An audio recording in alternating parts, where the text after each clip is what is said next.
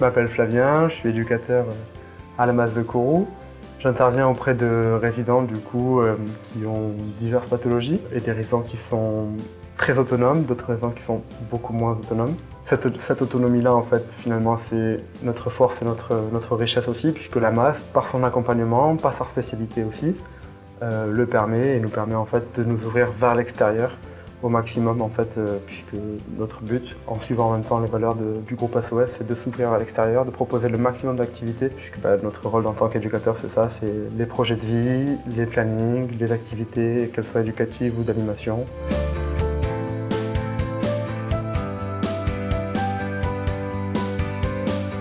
Je m'appelle Cindy Calange, je suis AES, accompagnant éducatif et social. Ça fait 2 ans que je travaille à la Mas de Kourou, maison d'accueil spécialisée. Ici, on a des adultes autistes. Et quand j'ai commencé en soins, en neuro, dans le 2e et 3e étage. On m'a proposé de venir en animation, j'ai accepté. On va à la piscine de Sinnamarie, on prend le goûter à l'extérieur, des balades au golf, on fait beaucoup de sorties extérieures.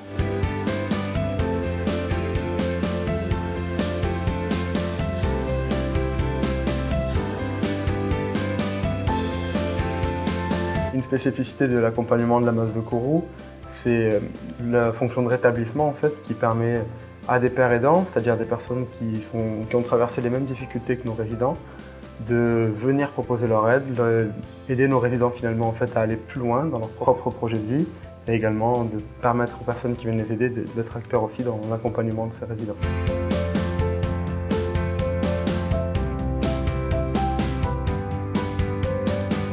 Monsieur Makoto, la paix.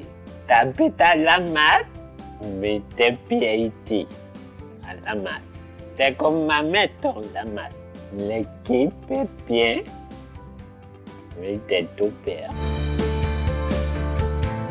Du coup, là, c'est le moment de la riothérapie. Donc, c'est un moment qu'on propose aux résidents avec Rio, le chien de la Mas, qui est juste là, qui partage des moments avec les résidents là, depuis un peu plus d'1 an. Donc on a tous un peu nos façons de travailler avec lui. Moi par exemple je suis psychomotricienne et Rio par exemple là ça va être un vecteur pour sortir en promenade, se dégourdir les jambes, prendre l'air. Ça permet de travailler aussi tout ce qui est émotion, affect. Il y a des résidents qui vont aimer avoir un temps seul avec lui, le caresser, ça les apaise. Voilà, c'est assez varié. Il aime beaucoup les câlins, Rio.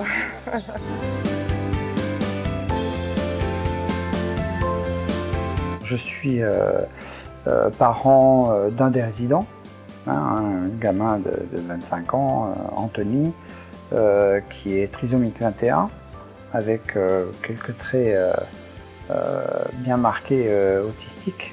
Le lien qu'on a avec l'équipe a réussi à installer une sorte de vie courante tout à fait agréable.